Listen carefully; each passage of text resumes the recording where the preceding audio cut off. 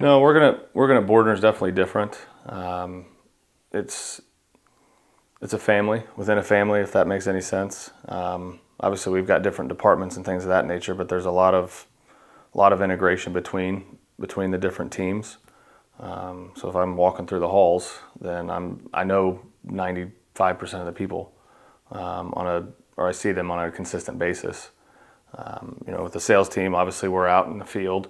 The installers are out in the field, so we probably see each other the least amount than the rest of everybody else that works here in the office.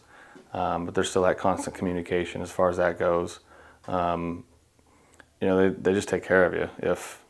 If somebody messes up, it's a we messed up, not a you messed up. There's always